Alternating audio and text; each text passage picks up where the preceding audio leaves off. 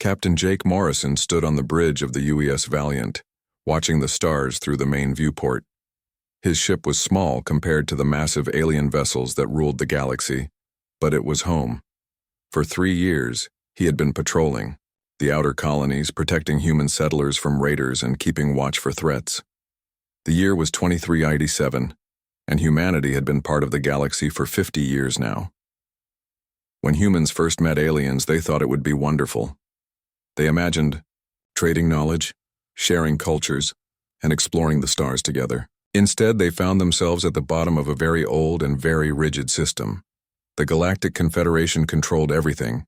12 ancient alien species made all the rules, decided who could travel where, and treated humans like annoying children.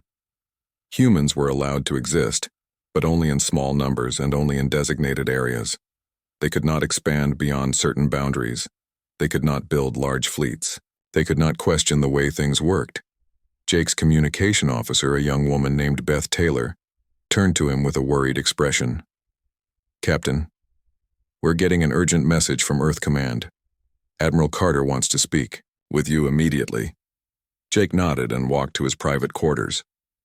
The holographic image of Admiral Lisa Carter appeared before him. She was a tough woman in her 50s who had spent most of her career dealing with alien politics. Her face looked more serious than Jake had ever seen it. "Jake, I need you to return to Earth immediately," she said without greeting. "We have a situation that changes everything." "What kind of situation, Admiral?" "The kind that means humanity might not exist much longer. I can't say more over this channel. Get back here as fast as you can." The transmission ended, leaving Jake staring at empty air. He had known Lisa Carter for 15 years. She was not the type to panic or exaggerate. If she said humanity was in danger, then it was true. 3 days later, Jake sat in a secure briefing room deep beneath Earth's capital. Around the table were the most important people in human space. Admiral Carter sat at the head, her hands folded tightly. Next to her was Dr. Amanda Pierce, the galaxy's leading expert on alien biology. Across from them sat Commander Ryan Hayes, who had just returned from 2 years undercover in Confederation space. "What Ryan is about to tell you cannot leave this room," Admiral Carter began. "The information he gathered could start a war, or it could save our species. Maybe both." Ryan Hayes looked tired. His mission had been dangerous, pretending to be a traitor while actually spying on the alien government. He pulled up a holographic display showing the 12 species that controlled the galaxy. The Confederation Council met in secret session last week. They voted on something called Human Containment Protocol Omega. Dr. Pierce leaned forward. "What does that mean?" "It means they've decided we're too dangerous to let live freely," Ryan said. "The protocol has 3 phases. First, they destroy all our colonies outside the Sol system. Second, they reduce Earth's population to what they call manageable levels. Third, they place the survivors under direct alien control." The room fell, silent. Jake felt his stomach drop. "How many ships are they sending?" 200,000 warships, the largest fleet in galactic history. Admiral Carter stood up and began pacing. "We always knew this day might come. The aliens have been watching us for 50 years and they don't like what they see. We adapt too quickly, we learn too fast. We innovate instead of just copying old technology." Dr. Pierce activated her own display. "I've been studying this for years. Every other species in the galaxy inherited their technology from even older civilizations. They've been using the same designs for thousands of years. But humans developed faster than light travel on our own. We created new solutions instead of copying old ones. That's what scares them," Ryan added. "In the 50 years since first contact, humans have gone from barely reaching their own moon to building starships that can cross the galaxy. No other species has ever advanced that quickly." Jake looked at the data scrolling past on the screens. Ships, populations, resources, timelines. "How long do we have?" 6 months, maybe less," Admiral Carter replied. "The Confederation fleet is already moving toward our space. They're not trying to hide it anymore. They want us to know we're about to die." "So what do we do?" Jake asked. Admiral Carter smiled. For the first time since he had arrived, it was not a happy smile. It was the smile of someone who had made a very dangerous decision. We show them why it was a mistake to threaten humanity. She activated a new display showing construction sites throughout the solar system. Every asteroid, every moon, every space station was surrounded by scaffolding and machinery. For the past 10 years, we've been preparing for this day. Project Exodus isn't just about building ships. It's about building more ships than anyone thought possible. The numbers on the screen made Jake's eyes widen.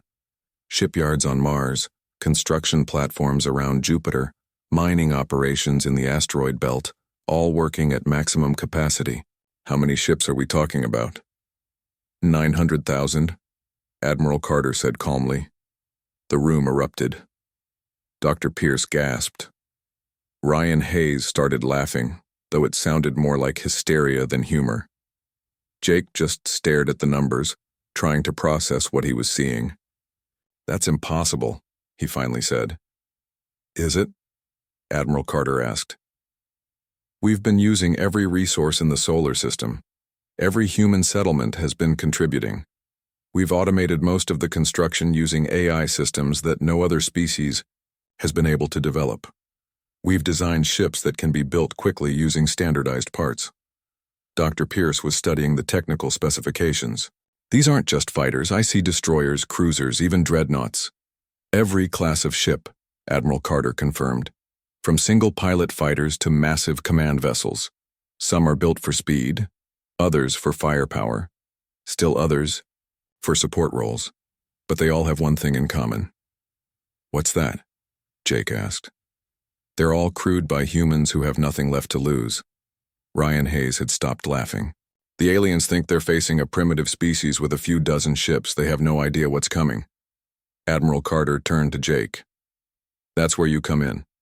We need scouts, people who know the outer systems and can coordinate with our hidden colonies. When this fleet launches, it needs to know exactly where to go and exactly what it's facing. Jake stood up slowly. He thought about the human colonies he had visited, the families trying to build new lives among the stars. He thought about Earth, the world that had given birth to a species crazy enough to challenge the galaxy itself. When do we start? He asked. We already have, Admiral Carter replied. The Confederation wanted to contain humanity. Instead, they're about to discover what happens when you back a species into a corner. They're about to learn why humans don't just survive, they thrive. As Jake left the briefing room, he looked up at the night sky through the building's windows. Somewhere out there, 200,000 alien warships were coming to destroy everything he had ever known. But waiting for them were 900,000 human ships and the crews willing to fight with them. The galaxy was about to change forever. 6 months had passed since the emergency meeting on Earth. The galaxy looked the same from space, but everything had changed for humanity. Every human settlement, every space station, every mining operation was now part of the largest construction project in history. Commander Sarah Blake floated in zero gravity, looking out at the shipyard that surrounded Jupiter's moon Europa. What had once been a small research station was now a massive construction facility, stretching for hundreds of kilometers in every direction. Thousands of workers moved between the scaffolding like busy ants, building ships that would either save humanity or die trying. Another 100 ships completed today, reported her assistant, Lieutenant Mike Johnson. That brings our total to 43,000 from this facility alone. Sarah nodded, but her mind was on the bigger picture. 43,000 ships from one shipyard was impressive, but it was only a small part of what humanity was building. Similar facilities operated around Mars, Venus, and dozens of asteroids. The asteroid belt itself had been turned into one giant factory. Across the solar system, Captain Tony Rodriguez was leading evacuation ships to hidden colonies beyond known space. His job was to move non-essential people away from the coming battle. Families, children, elderly citizens, and anyone who could not fight were being relocated to secret settlements that the aliens had never discovered. This is the hardest part, Tony told his crew as they loaded another transport ship, saying goodbye to people who might never see home again. His navigation officer, a quiet man named Paul Smith, checked the coordinates for their next destination. At least they'll be safe. The colonies we're building are so far out that it would take the aliens years to find them. Tony hoped that was true. The plan was simple in theory but difficult in practice. If humanity lost the coming battle, these hidden colonies would be all that remained of their species. If they won, the colonies would become the foundation for human expansion across the galaxy. Back on Earth, Colonel Danny White stood in a recruitment center that never closed. 24 hours a day, 7 days a week, volunteers came to join the fleet. The line of people waiting to enlist stretched around city blocks. Young and old, experienced spacers and complete beginners, all united by the knowledge that their species faced extinction. "I've never seen anything like it," Danny told his aide, Sergeant Carol Adams. "We're not forcing anyone to join. They're all volunteers. Every single one." Carol looked at the latest numbers on her tablet. "Recruitment is actually ahead of ship construction. We have more people wanting to fight than we have ships to put them on." Among the volunteers was Jenny Clark, a cargo pilot who had spent 10 years hauling supplies between the outer colonies. She had never fired a weapon in anger, but she knew how to fly in space better than most military pilots. Now she was training on humanity's newest fighter designs. "These ships are different from anything I've flown," she told her instructor, Captain Steve Wilson. "They respond faster, turn sharper, and the weapon systems are completely integrated with the flight controls." Steve nodded. "That's because they were designed by humans for humans. The aliens build ships the same way they built them 1,000 years ago. We build ships to win battles." In the engineering sections, Bobby Turner worked 18-hour shifts, alongside thousands of other technicians. They were not just building ships, they were improving them. Every day brought new innovations, new solutions to old problems, new ways to fight that the aliens had never considered. "Look at this," Bobby said to his team leader, Chief Engineer Kate Brown. He held up a power coupling that was half the size of the standard design but twice as efficient. "We can fit more weapons, more engines, more everything into the same space." Kate examined the component. "How did the aliens never think of this?" "Because they never had to," Bobby replied. "They've been the strongest species in the galaxy for so long that they stopped trying to improve. We've been the weakest, so we never stopped innovating." The communications networks that connected all this activity were managed by Lisa Murphy, a former civilian contractor who now coordinated logistics for the entire fleet. Her job was to make sure that 900,000 ships could work together when the time came. "The coordination requirements are insane," she explained to her deputy, Commander Alex Turner. "We're not just managing ships, we're managing supply, lines, communication networks, tactical data sharing, and maintenance schedules across multiple star systems." Alex looked at the displays showing ship positions throughout the solar system. "The aliens have never fought a coordinated battle on this scale. Their largest fleet action involved maybe 50,000 ships. That's their weakness," Lisa said. "They think in small numbers because they've never needed to think bigger. We're about to show them what real coordination looks like." Dr. Amanda Pierce had made the discovery that changed everything. Working in her laboratory on Luna, she had found something that no alien scientist had ever understood.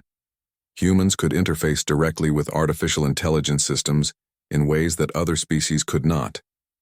"It's in our neural structure," she explained to Admiral Carter during one of their regular briefings. "Human brains are more flexible than alien brains. We can adapt to new technology, learn new patterns, and integrate with AI systems that would confuse or overwhelm other species."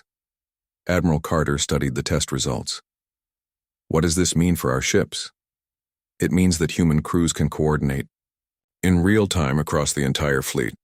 What one ship learns, all ships can know within seconds. If one captain develops a new tactic, every other captain can use it immediately." This discovery led to the development of new command systems that connected every human ship to every other human ship.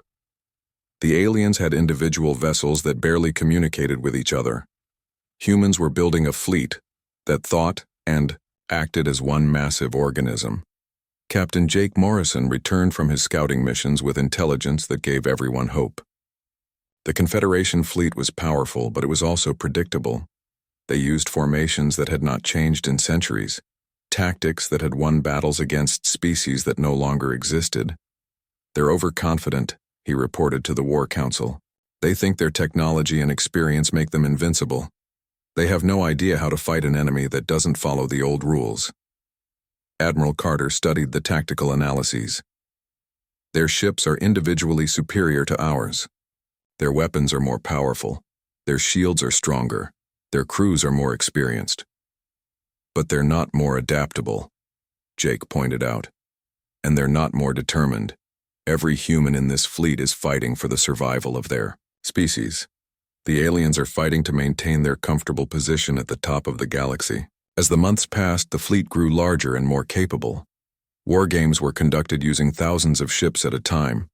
Pilots learned to fly in formations that no military academy had ever taught. Engineers developed weapons that combined human innovation with captured alien technology. The most impressive sight was the main assembly point near Mars, where completed ships gathered in formations that stretched beyond the horizon. Fighters, destroyers, cruisers, battleships, and massive command vessels, all bearing the insignia of United Earth and crewed by humans who had volunteered to face impossible odds.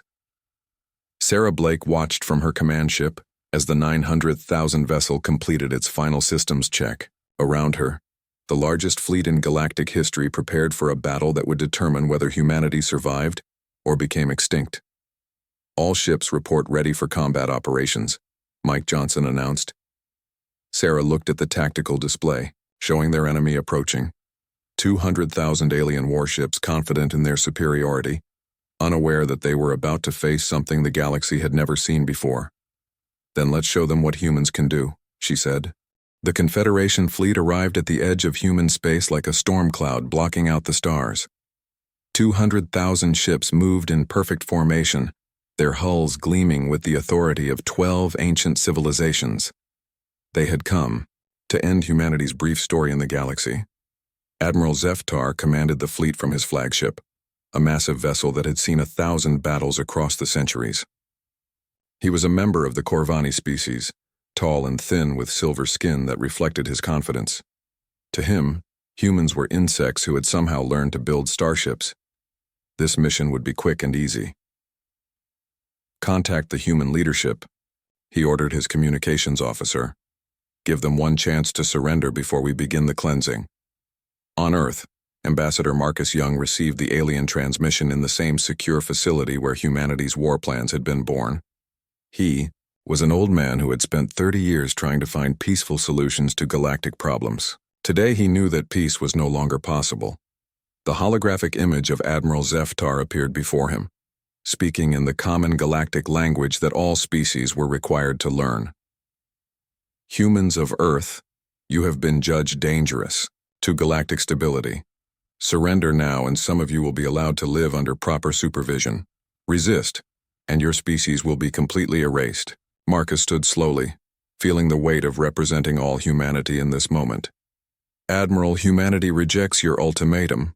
We have done nothing wrong except exist and grow. If you want to destroy us, you will have to fight for it." Zeftar's expression showed contempt. "Your species has existed for barely 50 years in galactic terms. We have ruled the stars for millennia. You cannot possibly stand against us." "Perhaps," Marcus replied, "but we're going to try anyway." The transmission ended, and Marcus activated the emergency beacon that would alert Admiral Carter.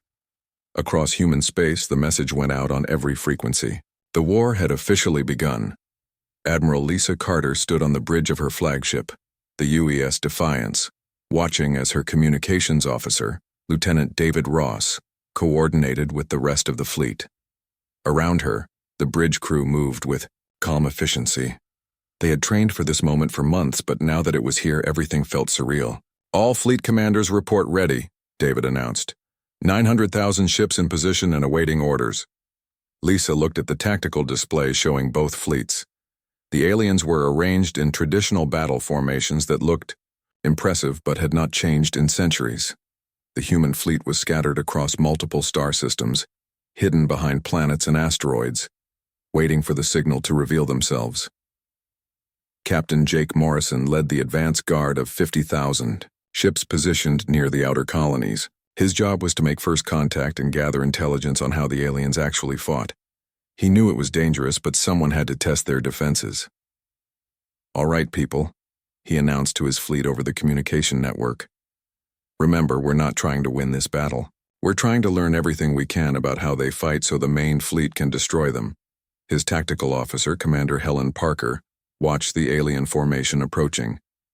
They're moving in standard attack formation. Battleships. In the center, cruisers on the flanks, fighters screening the advance. "Just like the textbook said they would," Jake replied. "Let's see how they handle something they've never seen before." The first battle began when Jake's ships emerged from behind a small moon, attacking the alien advance guard from an unexpected angle. Instead of meeting the aliens head-on like they expected, the human ships moved in complex patterns, striking quickly and then disappearing before the aliens could respond. Pilot Jenny Clark led her fighter squadron in the opening attack. Her ships moved like a school of fish, diving and weaving through the alien formation while their weapon systems targeted weak points that Dr. Pierce's research had identified. "Their shields are strong in front, but weaker on the sides," she reported over the tactical network. "If we hit them from multiple angles simultaneously, we can break through." The information was instantly shared with every other human pilot in the battle. Within minutes, the entire human force was using the same tactic. The aliens found themselves under attack from directions they had not prepared to defend. Admiral Zeftar watched the battle from his command ship with growing confusion. The humans were not fighting like any enemy he had faced before. Their ships moved independently but somehow worked together perfectly. When one group discovered a weakness, every other group immediately exploited it. "How are they coordinating so precisely?" he asked his tactical officer. "Unknown, Admiral. Their communication patterns are unlike anything we've encountered. It's as if their entire fleet shares a single mind." The alien admiral ordered reinforcements to support his advance guard, but the humans had already withdrawn. They had accomplished their mission, gathering detailed information about alien weapons, shields, and tactics. Most importantly, they had proven that the aliens could be hurt. Back at Human Command, Dr. Amanda Pierce analyzed the battle data streaming in from Jake's ships. Her discovery about human neural adaptability was proving even more important than anyone had realized. The direct interface between human crews and AI systems allowed information to flow through the fleet at the speed of thought. "We're not just sharing tactical data," she explained to Admiral Carter. "We're sharing experience itself. Every pilot who learns something new is instantly teaching it to every other pilot in the fleet." Engineer Bobby Turner was already modifying weapon systems based on what the battle had revealed about alien defenses. "Their shield generators have a specific frequency. If we adjust our weapons to match that frequency, we can do much more damage." The modifications were uploaded to every ship in the fleet within hours. What would have taken the aliens months of research and development, humans accomplished in a single day. Meanwhile, Commander Ryan Hayes, still embedded with the Confederation fleet, sent secret reports about the alien reaction to the first battle. "They're confused and worried," he transmitted. "They expected to face a few thousand desperate ships. Instead, they encountered a coordinated force that fought unlike anything they've ever seen." The aliens were discovering that their centuries of experience meant nothing against an enemy that could adapt faster than they could respond. Every tactic they tried, humans countered within minutes. Every weakness humans found, they exploited. Immediately, Captain Tony Rodriguez received new orders to position his evacuation ships near the main battle zone. If the coming battle went badly, he would need to rescue as many survivors as possible and get them to the hidden colonies. "I don't think we'll need those colonies as hiding places," his navigator, Paul Smith, said, studying the fleet deployment data. "Look at those numbers. Look at how we're positioned." Tony examined the tactical display and felt his breath catch. The human fleet was not just large, it was everywhere.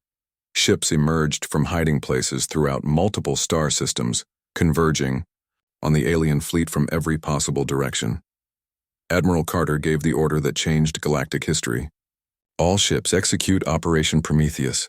Show them what 900,000 human warships can do." The main human fleet emerged from hyperspace in a formation that stretched across light years.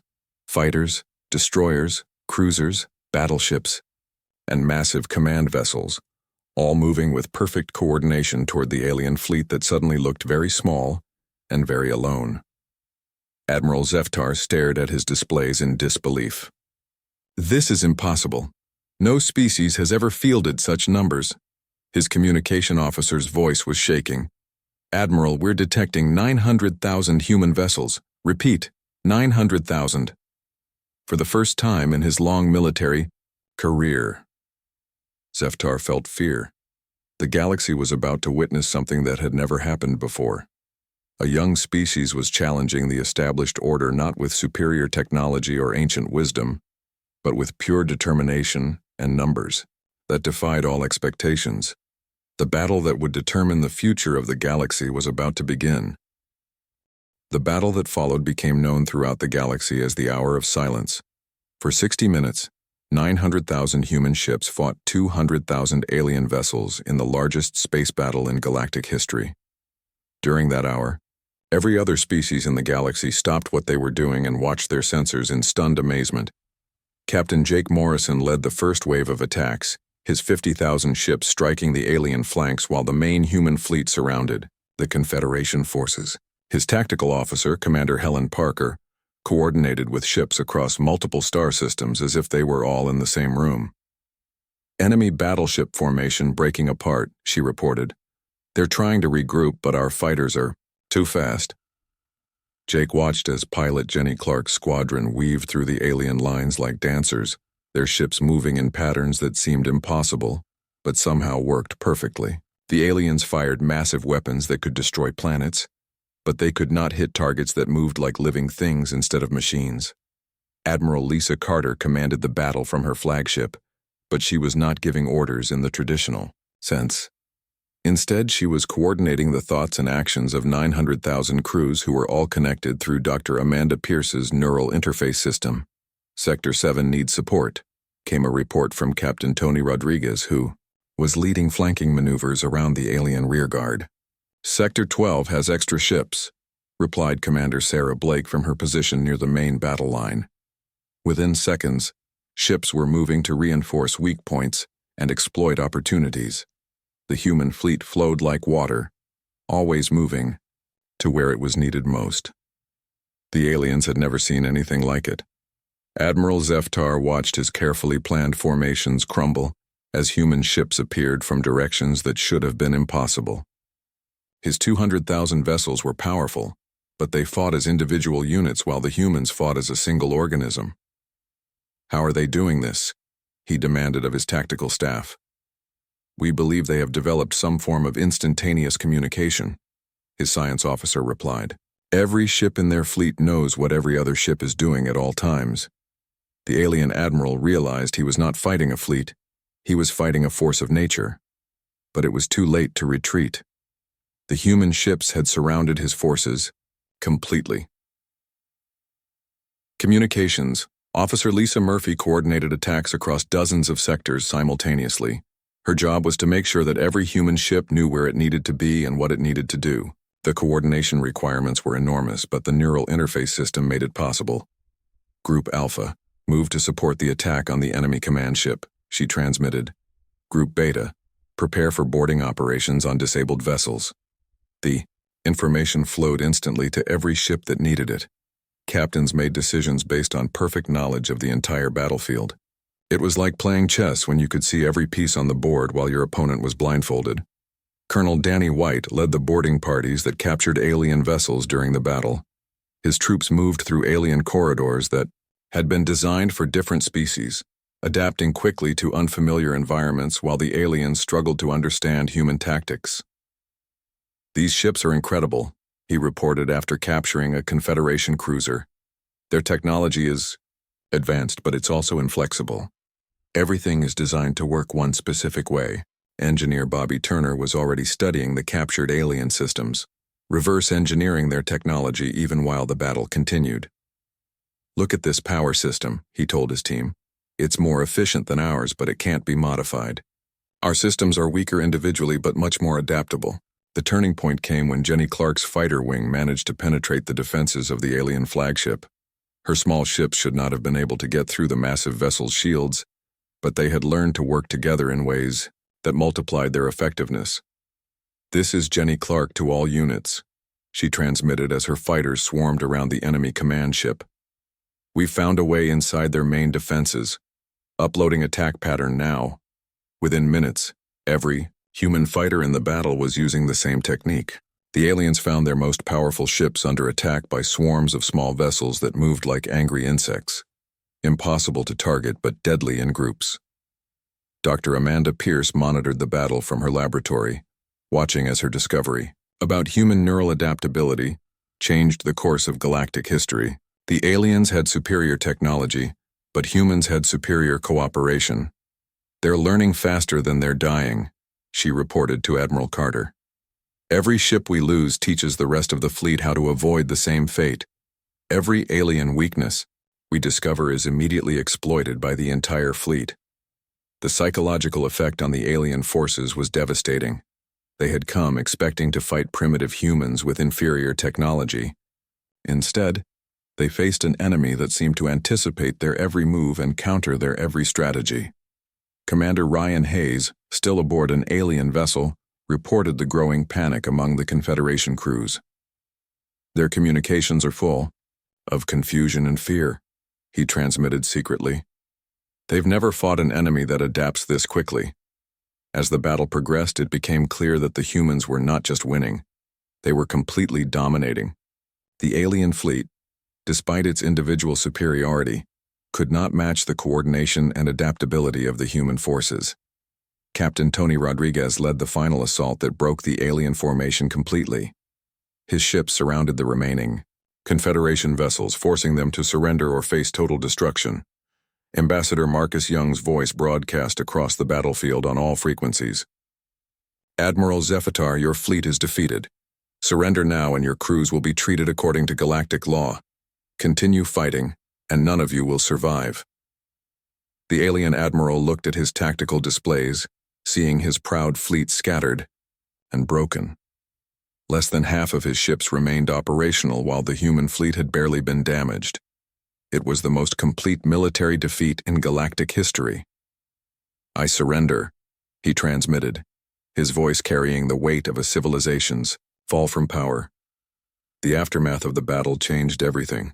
Within days, every major species in the galaxy was sending diplomatic missions to Earth.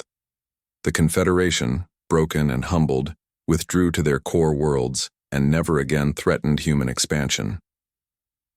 Admiral Carter became the first human to address the Galactic Senate as an equal.